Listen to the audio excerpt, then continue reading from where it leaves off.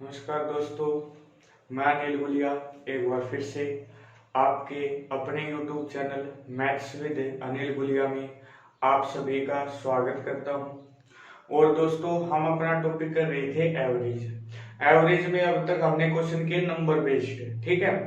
अब जो क्वेश्चन होंगे वे होंगे लैंग्वेज बेस्ड। अगर आपने पहले भी एवरेज पढ़ा है तो एक बार शुरुआत के 10 मिनट इस वीडियो को देखना, आपको लगेगा कि हम कुछ नया सीख रहे हैं। आप ऑटोमेटिक आगे सारी वीडियो को देखते जाओगे, ठीक है। स्टार्ट करते हैं। कल हमने एक क्वेश्चन ड्रॉप किया था और ये आपको दिया गया था कि आप ट्राई करेंगे। क्वेश्चन ये था, which digit is missing in the average of numbers. ये नंबर्स आपको दिए गए हैं। देखो दोस्तों, इस क्वेश्चन में मैं अगर हिंदी में आपको बताना चाहूं तो क्या कह रहा है कि जब हम इन संख्याओं का औसत निकालेंगे ना, तो ऐसा कौन सा अंक है जब हम औसत निकालेंगे जो उसमें नहीं आएगा। अंक की बात होगी दोस्तों। अब अगर मैं बात करूं अंक की, तो अंक कौन कौन से होते हैं। आप कहोगे सर 0, 1, 2, 3, 4, 5, 6, 7, 8 और 9, ये सारे अपने डिजिट होते हैं, अंक होते हैं। अगर मैं नंबर लिख दूं, जैसे मैंने लिख दिया 47, तो ये हो गए नंबर। 47 एक नंबर हो गया। लेकिन इसमें अगर मैं डिजिट अंक की बात करूं तो 4 एक डिजिट है और 7 एक डिजिट है, ठीक है दोस्तों।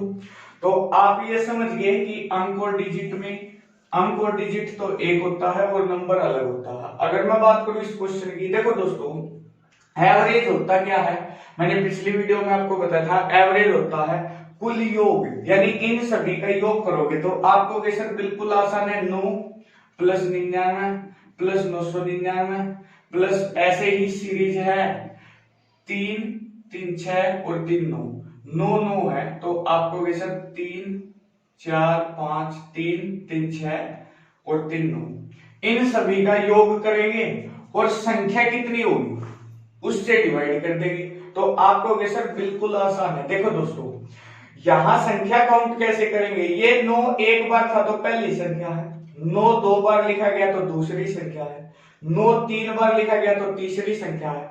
इसका मतलब 9 9 बार लिखा गया तो कितनी संख्या होगी, 9 संख्या होगी। तो आप इसको 9 से डिवाइड करोगे, हाँ या ना। अब छोटे भाई एक बार बताओ, ऊपर से देखो दो तरीके हैं, या तो ऊपर से 9 कॉमन ले लो, क्योंकि देखो 9 गुणा 1 लिख सकता हूं, इसको क्या लिख सकता हूं 9 गुणा 11 लिख सकता हूं, इसको क्या लिख सकता हूं 9 गुणा 111 लिख सकता हूं। ऐसे ही, या तो आप क्या करो कि इस तरीके से 9 को लिखो और 9 को बाहर निकाल दूंगा। तो आप ऐसा भी कर सकते हो, तो मैं ऐसा ही करता हूं। मैंने 9 कॉमन निकाल लिया तो यहां बच क्या होगा 1 प्लस 11 प्लस 111 प्लस ऐसे ही 9 टाइम्स 1 3 4 5 6 7 8 9। क्लियर है दोस्तों। और इसको डिवाइड किससे करना है 9 से। जब आप 9 से 9 को डिवाइड करोगे तो 1 पे कट गया। इसका मतलब जो इसका योग होगा वही हमारा औसत होगा। अब इसका जो औसत होगा वो मैंने एक सीरीज आपको सिखाई थी 1 11 111। जब कभी आपको ऐसा जोड़ना होता आप देखोगे 1 2 3 3 2 और कितना भाई 1, कितना हो गया 123। कितना हो गया 123। आपने देखा कि मैक्सिमम 1 2 3 3 1 थे, तो आपने 1 से लेकर गिनती स्टार्ट करनी है। जिस भी भाई को ये नहीं कॉन्सेप्ट नहीं पता वो मेरी पहली वीडियो देख लेना, कैलकुलेशन पे वीडियो बनाई, उसमें मैंने ये कॉन्सेप्ट आपको सिखाया था। वो सारी चीजें देखो साथ साथ चीजों का यूज हो रहा, तो आप इसको डायरेक्ट कहोगे सर इसका जो औसत होगा मैक्सिमम 9 है, तो आप कहोगे सर काउंटिंग लिखता 3 4 5 6 7 8 9। ये आप कैलकुलेशन के पहले पार्ट में आप देख सकते हो, या दूसरे पार्ट में मैंने इस पे क्वेश्चन करवाया था और कॉन्सेप्ट आपको सिखाया था। तो इसका औसत ही आ गया। अब देखो दोस्तों, इसमें से कौन सा अंक नहीं है। आपको सर 1 भी है, 2 भी है, 3 भी है, 4 भी है, 5 भी है, 6 भी, 7 भी, 8 भी, 9 भी। कल मैंने जो ऑप्शन दिए थे उसमें एक ऑप्शन 0 था, तो इस क्वेश्चन का आंसर होगा 0। कि जो इसका औसत होगा ना उसमें 0 अंक 0 डिजिट कहीं पर भी नहीं आएगी, इसलिए इस क्वेश्चन का आंसर होगा 0। क्लियर है दोस्तों। ये तो था कल की क्लास तक का पोर्शन जो मैंने क्वेश्चन आपको दिया था। उम्मीद है दोस्तों आपको समझ आया होगा। क्वेश्चन मैं आपको फिर से बता देता हूं। क्वेश्चन ये कह रहा है कि इन संख्याओं का जो औसत होगा ना उसमें कौन सी डिजिट नहीं होगी, कौन सा अंक नहीं होगा। तो हमें सबसे पहले तो औसत निकालना पड़ेगा, जब उसमें देखेंगे कौन सा अंक मिस है। आपने 9 से और इस सीरीज का औसत निकाला, आप इन सभी को जोड़ोगे, 9 से डिवाइड करोगे, 9 कॉमन ले लिए, ये सीरीज बच गई आपको। सर 1 2 3 4 5 6 7 8 है 9, और आपने देखा है इसमें 1 से लेकर 9 तक सारे अंक मौजूद है, लेकिन क्या मौजूद नहीं था? 0, क्योंकि 0 भी एक अंक होता है, इसलिए आंसर हो जाएगा 0। क्लियर है दोस्तों? अगले क्वेश्चन की तरफ बढ़ते हैं।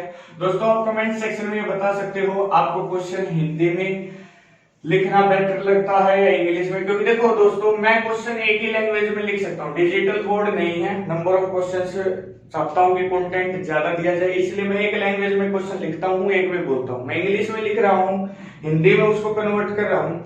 अगर आपको ये महसूस होता है कि हमें सर हिंदी में क्वेश्चन लिख दो, इंग्लिश में कन्वर्ट कर दो, तो आप बता देना कमेंट सेक्शन में, मैं आप अकॉर्डिंग वैसा ही कर लूंगा। ठीक है दोस्तों, शुरुआत करते हैं आज के पहले क्वेश्चन की। ठीक है, और जो भी क्वेश्चन होंगे अच्छे लेवल के क्वेश्चन होंगे, और प्रीवियस ईयर के अभी जो लेटेस्ट एग्जाम में क्वेश्चन है वो होंगे। ठीक है, पहला question, when 2 is subtracted from each of the number,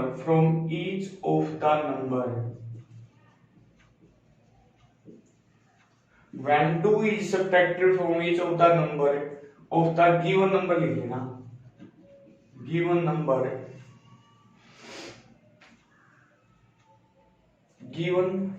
n number, then the sum is obtained 102. When 5 is subtracted, CGL 2018 previous question आया था, when 5 is subtracted from each of the given n numbers, given n numbers की जगह of them भी लिख सकता हो, of given n numbers की जगह, ध्यान से समझना, of them भी लिख सकता है the given numbers की जगह, मतलब इन्हीं संख्याओं में से। ठीक है, n numbers से, then the sum is obtained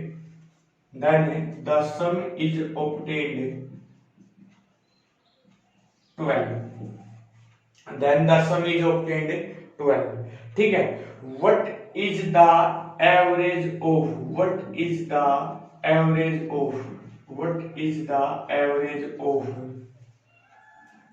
given n numbers? ठीक है दोस्तों, क्वेश्चन ये है, जब n संख्याओं में से प्रत्येक में से 2 घटाया जाता है, तो योगफल 102 प्राप्त होता है। लेकिन जब n संख्याओं में से प्रत्येक से 5 घटाया जाता है, तो योगफल 102 का योगफल 12 प्राप्त होता है। तो average, what is the average of given n number, तो उन n संख्याओं का औसत बताइए। बहुत ही अच्छा क्वेश्चन है, टेक्निकली क्वेश्चन है और नया क्वेश्चन आया था। ठीक है दोस्तों, देखो मैं फिर कह रहा हूँ, कंटेंट मैं बहुत अच्छा प्रोवाइड करने की कोशिश कर रहा हूँ आपको। अगर आप साथ में मेहनत करोगे ना, तो आप देख लेना दोस्तों, आपको डेली ये विश्वास दिलाता हूँ, बेशक आपने एवरेज पढ़ रखा है, चाहे मुझसे ही पढ़ रखा है, फिर भी मैं अपडेटेड होकर नए नए क्वेश्चंस आपके सामने लेकर आऊंगा और नए तरीके से बताऊंगा। ठीक है, वो आप इस वीडियो को देखोगे तो पता चलेगा। उसने कहा 2 घटाया जाता है, तो देखो दोस्तों, जब प्रत्येक संख्या में से 2 घटाऊंगा तो आपको सर 2 घटा दिया, तो योग हो गया 102। चलो मैं पहले थोड़ा बेसिक से बता देता हूं क्वेश्चन को। मैंने मान लिया दोस्तों कि सम कितना है, इन सभी का, जितनी भी ये संख्याएं थी, मैंने उन सभी का सम s से डिनोट कर लिया, मतलब s मान लिया, आप x y z कुछ भी मान सकते हो। उसने कहा प्रत्येक संख्या से 2 घटा दिया। दोस्तों अगर मान लो 5 संख्या, ध्यान से सुनना भाई बात को, 5 संख्या है और मैं प्रत्येक से 2 घटाऊंगा, तो आपको वैसे 5 दूनी 10 कम हो जाएगा, कुल में से 10 कम हो जाएगा, हाँ या ना। मैं कहता हूं 7 संख्या, आपको सर 7 दूनी 14 कम हो जाएगा। अगर मैं प्रत्येक संख्या से 2 घटा रहा हूं और संख्या कितनी है, n है, तो आप कहोगे सर जितना भी सम था उसमें से 2n घटा दूंगा, हाँ या ना। और जो मेरा योग है वो कितना प्राप्त हो जाएगा, 102। भाई कुल जो भी योग था वो मैंने ऐसे मान लिया, उसमें से मैंने प्रत्येक संख्या दो दो थी 2n से कम कर दिया और बराबर कितना हो गया, 102। क्लियर है दोस्तों।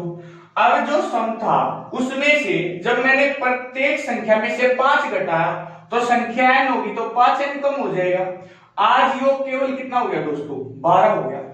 अब दोस्तों एक बात बताओ, मैं इन दोनों को आपस में घटा दूं तो माइनस करूंगा, या माइनस माइनस क्या हो जाएगा, ये साइन चेंज हो गया प्लस हो जाएगा, और ये क्या हो जाएगा माइनस। तो s से s कट गया, आपको सर कितना हो गया 3n, और बराबर कितना हो गया 90। तो आपको जी n की वैल्यू कितनी आएगी 30। n क्या था दोस्तों, नंबर ऑफ टर्म्स। मुझे इतना पता चल गया कि कुल संख्या कितनी थी 30। आपसे क्वेश्चन ये भी पूछ सकता था find the value of n, तो आपसे क्वेश्चन ये पूछता तो संख्या कितनी थी 30। अब देखो दोस्तों, आपको एवरेज निकालना है। एवरेज निकालना तो आपको कुल योग पता होना चाहिए, कुल संख्या में पता है। आप एक बार बताइए, या तो इस कंडीशन का यूज कीजिए या इसका यूज कीजिए। भाई 30 संख्या थी, पहले योग s था, अगर मैं यहां n की वैल्यू रख दूंगा तो आपको जी कुल s था माइनस 30 दूनी 60 कम हो गया तो 102 है, 60 इधर जाएगा तो 162। इसका मतलब है s की वैल्यू कितनी आ गई 162। या आप ये समझ सकते हो, ध्यान से समझना भाई, कुल योग कुछ भी था, अगर मैं दो घटा रहा हूं, अगर मैं दो घटा रहा हूं और 30 संख्या है तो आप कहोगे सर 30 दूनी 60, मतलब जो भी योग पहले था उससे 60 कम हो गया। आज 60 घटाने के बाद 102 बच गया। छोटे भाई आज घटाने के बाद आपके पास कुछ रुपए थे, आज आपके पास 102 रुपए है और 60 रुपए आपने घटा दिए, इसका मतलब 60 और 102 कितने रुपए हो गए आपके पास कुल स्टार्टिंग में 162। तो दोस्तों औसत होता क्या है 162। कुल योग बार में कुल क्या संख्या। आप 30 को 3 गुना 10 लिख सकते हो, उम्मीद है दोस्तों। 3 से काटूंगा, 3 पर 15, 3 चौक 12, और 54 को 10 से डिवाइड करने की बजाय पॉइंट लगा दूंगा तो आंसर हो जाएगा 5.4। बहुत ही अच्छा क्वेश्चन है और बहुत ही अच्छा कॉन्सेप्ट आज मैंने आपको बताया है। मेंस 2000 मेंस कह रहा हूं प्री 2018 सीजीएल में क्वेश्चन आया था। When 2 is subtracted from each number। अब इस क्वेश्चन को आपको पेपर में ऐसे नहीं करना, पेपर में आप इसको छोटा कर सकते हो, ध्यान से समझना भाई, पेपर में आपको ऐसा नहीं करना। क्वेश्चन बहुत अच्छा है इसलिए मैंने थोड़ा समय लगाया है, ठीक है। उसने कहा देखो कि जब 2 घटाया तो 102 योग हो गया, जब मैंने 5 घटाया तो योग कितना हो गया, इसका मतलब 12 हो गया। तो आप ये कह सकते हो जब दो घटाया और 5 घटाया तो जो योग कम हुआ वो इसके ही तो कारण कम हुआ। पहले 2 घट रहा था, आज 5 घट गया, तो गैप कितने का हो गया, 3 का गैप हो गया। 3 का ही तो गैप हो गया भाई। 3 का गैप होने के कारण योग में कितने की कमी होगी, 30 की। जो 3 कम हुआ वो प्रत्येक संख्या से कम हुआ, तो 3n बराबर 30। आपको n की वैल्यू कितनी होगी 30। किसी संख्या में से दो घटाने के बाद 102 प्राप्त हुआ। छोटे भाई वही बात है, आपके पास 102 रुपए बच गए, आपने दो रुपए 30 बच्चों को दे दिए तो 30 दूनी 60 रुपए आपने पे कर दिए होंगे, तो 60 तो वो और 102 ये, तो कुल आपके पास कितने होंगे 162। तो 162 को आप 30 से डिवाइड कर दोगे क्योंकि कुल योग भाग कुल संख्या, आंसर कितना आ जाएगा 5.4। आंसर कितना आ जाएगा 5.4।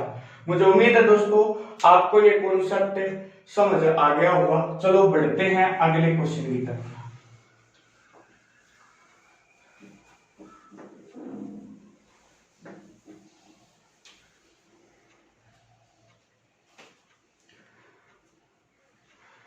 चलो अगला क्वेश्चन देखते हैं। The average of 48 numbers is, the average of 48 numbers is 0। out of them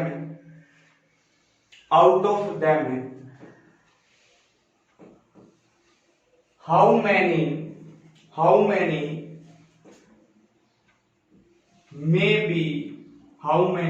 may be greater than 0। The average of 48 number is 0, out of them how many may be greater than 0। आपके option है at most 0, at most. आपके option है 46, 42, 1 और 5। मैं हिंदी में question लिख देता हूं। 48 संख्याओं का औसत 0 है। 48 संख्याओं का औसत 0 है। तो बताइए उनमें से कितनी संख्याएं, मैक्सिमम, उनमें से कितनी संख्याएं मैक्सिमम है 0 से ज्यादा हो सकती है। उसने कहा, मैं क्वेश्चन फिर से रिपीट कर देता हूं, 48 संख्याओं का औसत 0 है, तो बताइए उनमें से कितनी संख्याएं मैक्सिमम है 0 से ज्यादा हो सकती है। मतलब ज्यादा से ज्यादा 0 से कितने नंबर हो सकते हैं। भाई आप एक छोटी सी बात बताओ, अगर मैं बात करूं 48 नंबर, ध्यान से समझना भाई कॉन्सेप्ट को, नया क्वेश्चन है। 48 नंबर है दोस्तों और उनका औसत 0 है, अगर आप एक छोटी सी बात बताओ, अगर मैं 3 लूं, 2 लूं, 3 और 2 5/2, तो आपको औसत कितना 2.5। इसका मतलब अगर आप कोई भी पॉजिटिव नंबर लेते हो, या तो सारे 0 हो जाए तो ही 0 हो सकता है, या अगर आप कोई भी पॉजिटिव नंबर लेते हो, 1 लो, 2 लो, चाहे सारे 1 ले लो, चाहे सारे 0 पॉइंट, कुछ भी आप पॉजिटिव नंबर लेते हो ना, तो जो आपका औसत होगा वो कभी 0 नहीं हो सकता।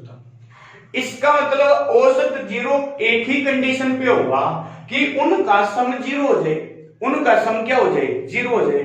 तो आप ये कह सकते हो कि एक नंबर तो मैं इतना बड़ा नेगेटिव ले लूं, और जो अगले 47 नंबर ऐसे ही सीरीज में लिखे गए हैं, उनका जो योग होगा, उनका आप कोई भी नंबर मान सकते हो, इसमें कोई फिक्स नहीं है भाई। आप 1 भी मान सकते हो, 2 भी मान सकते हो, 3 भी मान सकते हो, सबको अलग अलग भी मान सकते हो। तो आप एक चीज समझोगे बस यहां कि 47 नंबर, 47 ऑप्शन नहीं दिया क्या, 47 लिखो, 47 नंबर है,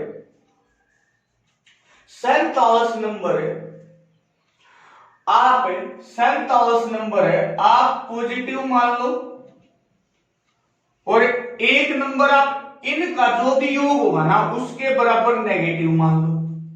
जैसे मान लो इन 47 नंबरों का जोड़ 38 आ गया, तो आप इस संख्या को -38 मान लो।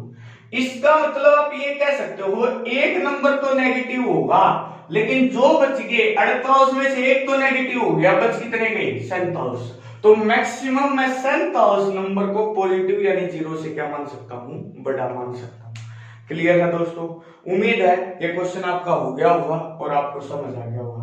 कहने का मतलब दोस्तों, एक संख्या को आप छोटी से छोटी मान लो, एक संख्या को आप नेगेटिव मानोगे, और वो नेगेटिव जो संख्या होगी वो इन 47 जो संख्या इनका जो योग होगा उसके बराबर होगा। मान लो इनका योग 38 होगा, मैंने एग्जांपल के तौर पे बताया, तो इनका योग कितना हो जाएगा -38। लेकिन इनका योग 38 हो नहीं सकता क्योंकि 47 संख्या। ठीक है दोस्तों, आया ना। तो ये मानने की बात है 38, मैंने आपको वैसे बताया, आप 102, 300, 400 कुछ भी मान सकते हो, इसको पॉइंट में क्वेश्चन बोले जा सकते हैं, तो इसको क्या मान लेंगे नेगेटिव। क्लियर है, आया ना। एक और क्वेश्चन लिखते हैं। तो ऐसे क्वेश्चन की अगर मैं बात करूं, एक और क्वेश्चन देख लेते हैं सेम ऐसा ही। The average of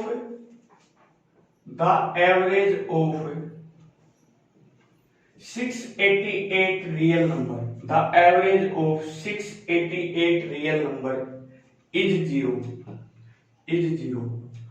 out of them how many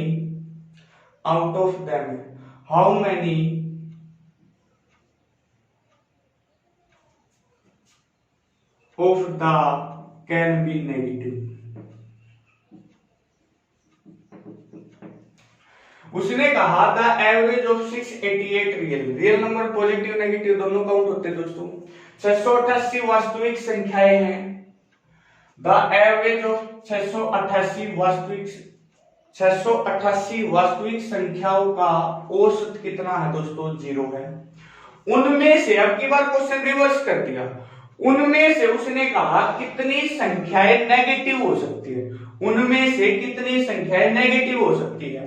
तो आप कहोगे सर बिल्कुल आसान है, अगर नेगेटिव पूछ रहा है तो अब की बार 687 जो नंबर है, जो 687 नंबर आप वो कुछ भी मान सकते हो, नेगेटिव पूछ रहा है, ध्यान से समझो भाई, कितने नंबर नेगेटिव हो सकते हैं। तो आप कहोगे सर जो ये पहली संख्या ना, एक संख्या, इसको तो मैं पॉजिटिव मान लूं और इन सब को मैं नेगेटिव मान लूं। भाई इन सब को मैं नेगेटिव मान लूं 687 संख्याओं को, और जो ये पॉजिटिव मान लूंगा ना, जो नेगेटिव का योग आएगा उसको इसके बराबर मान लूंगा, क्योंकि इस प्लस में से ये माइनस घटेगा, जीरो आ जाएगा, और जीरो बटा समथिंग कोई भी आप 688 से डिवाइड करो जीरो ही हो सकता होगा। इसका मतलब कि इसमें से कम 687 आपके क्या हो जाएगा आंसर। इसका मतलब 687 संख्याओं को आप क्या मान सकते हो, नेगेटिव मान सकते हो। उम्मीद है दोस्तों ये क्वेश्चन भी आपका कंप्लीट हो चुका। आगे बढ़ते हैं, अगली एक सीरीज, अगला एक कॉन्सेप्ट मैं आपको सिखाना चाहता हूं। सारे क्वेश्चन लेटेस्ट एग्जाम के हैं, ठीक है, अपडेटेड आपको पढ़ाया जा रहा है। ये नहीं है कि भाई प्रीवियस जो पहले पढ़ाते थे 2 साल पहले, जो भी क्वेश्चन अब एग्जाम में आ रहे हैं उन क्वेश्चंस को आपके सामने लिखा जा रहा है। अगला question, the average of a non zero, the average of a non zero, of a non zero number, the average of a non-zero number, its square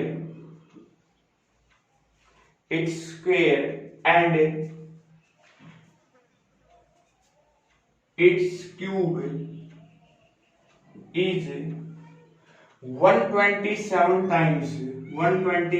times the number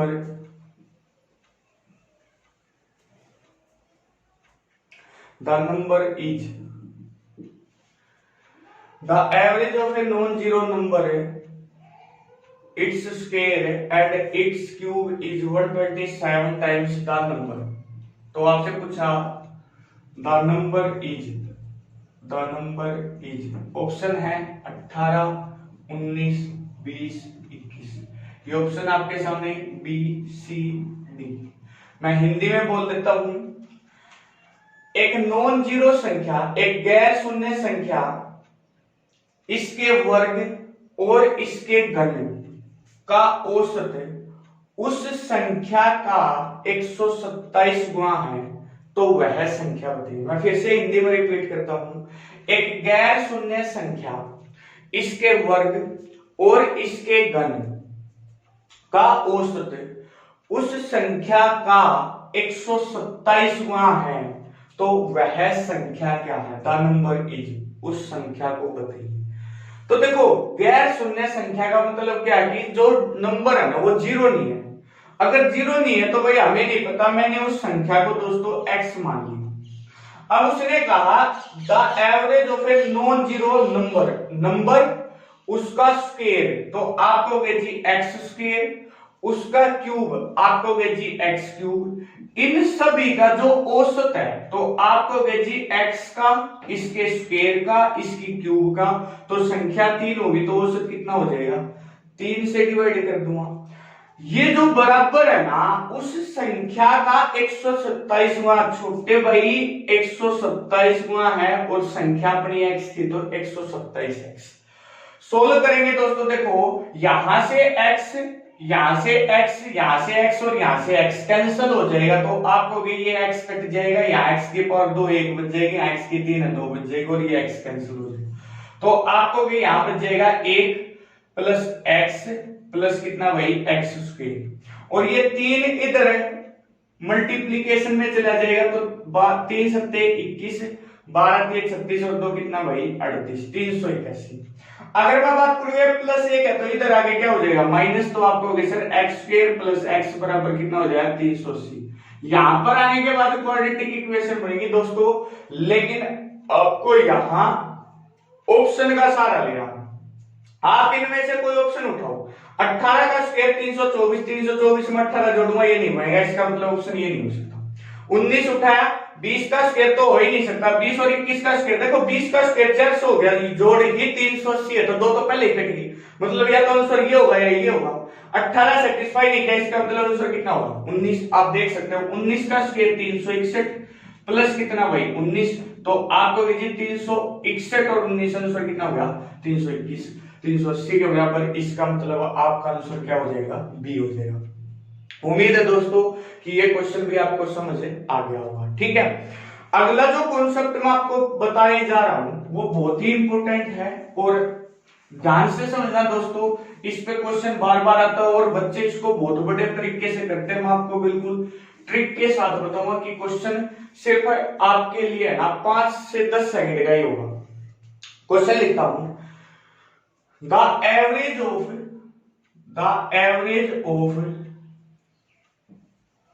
4 terms is 30. The average of 4 terms is 30. And the first term is 1/3 of the sum of the remaining numbers. Sum of the remaining terms लिख सकते हो या numbers. What is the first term? What is the first term? First term. Option है आपके सामने 30, 20, 25, 40। 30, 20, 25 और 40। उसने कहा देखो दोस्तों, the average of 4 terms is 30। 4 संख्याओं का औसत 30 है। उसके बाद उसने बोला and the first term is 1/3 of the sum of the remaining terms. और जो पहली संख्या है वो शेष संख्याओं के योग का 1/3 है और जो पहली संख्या है वो शेष संख्याओं के योग का 1/3 है। अब कुछ बच्चे यहाँ ए बी सी डी कुछ टर्म्स मानते हैं दोस्तों, ऐसा कुछ नहीं करना। देखो ध्यान से समझना, हिंदी में क्वेश्चन होगा तो मैं और ज्यादा क्लियर कर पाता आपको। उसने कहा पहली संख्या जो है 4 संख्या है तो दूसरी, तीसरी, चौथी बच गई। इसका मतलब दूसरी, तीसरी और चौथी के योग का 1/3। अगर मैं बेसिक से बताना चाहूं तो पहली संख्या, दूसरी, तीसरी और चौथी के योग का 1/3 है। तो आपको सर एक नीचे आ जाएगा, पहली बटा या इसको नीचे लियो, दूसरी जमा तीसरी जमा चौथी। ये डायरेक्ट करना है आपको एग्जाम में, तो 1/3 रेशो में आपको बताया था। अगर a/b है तो आपको a की वैल्यू 1 है और b की वैल्यू 3 है, तो आपको सर a की वैल्यू तो 1 है और b की वैल्यू कितनी है 3। इसका मतलब यहां ये कॉन्सेप्ट आपको एग्जाम में नहीं करना दोस्तों, ये आपको डायरेक्ट यहां लिखना। पहली जो संख्या है वो शेष और सम का 1/3 है, तो आपको अगर इनका जोड़ 3 होगा तो इसका जोड़ कितना होगा 1। ये डायरेक्ट आपको एग्जाम में लिखनी है, इतना बड़ा करने की जरूरत नहीं। अब देखो दोस्तों, मेरे हिसाब से इसका योग 1, इसका योग 3, छोटे भाई मेरे हिसाब से कुल योग कितना 4। आपको सर कुल योग उसके हिसाब से कितना होगा भाई, 4 संख्याओं का औसत 30 है तो आपको 4 बच्चों के पास 30 रुपए, तो 30 गुणा 4 कितना होगा 120। 4 से 4 कट जाएगा, आपको सर एक यूनिट की वैल्यू कितनी आ गई 30। आपसे पूछा पहली संख्या बताइए, तो 30 एकम कितना भाई 30, तो इसका मतलब पहली संख्या कितनी हो जाएगी 30 हो जाएगी। पहली संख्या कितनी हो जाएगी 30 हो जाएगी। मुझे उम्मीद है दोस्तों, देखो आपको ABCD वगैरह या बेसिक से A+B+CD वगैरह कुछ करने की जरूरत नहीं, आप सीधा रेशो यूज करोगे। रेशो ये कहता है कि पहली संख्या जो है वो शेष तीनों के सम का 1/3 है। इसका मतलब पहली 1 है और शेष 3 है। मेरे हिसाब से 3 और 1 4 योग, उसके हिसाब से 30 चौक 120 ऐसा लिखते थे ना। मेरा हिसाब नीचे, उसका हिसाब ऊपर है। एक रेशो की वैल्यू 30, पहली संख्या पूछी तो 30 से कम कितना हो गया 30। 5 सेकंड लगेगी क्वेश्चन अगर आप ढंग से समझ पा रहे हो पहली बार में। अगर मैं बात करूं एक और क्वेश्चन की, एक और क्वेश्चन कर लेते हैं, फिर इसका जो अच्छा क्वेश्चन होता ना जो इस पे बनता है वो अगली क्लास में स्टार्टिंग से ही करते हैं, ठीक है। पहले इस क्वेश्चन की अगर मैं बात करूं, एक और सेम क्वेश्चन आपके सामने लिख रहा हूं, आप ट्राई करोगे। Of the three numbers, of the three numbers whose average is of the three numbers whose average is of the three numbers whose average is 22, of the three numbers whose average is 22, the first is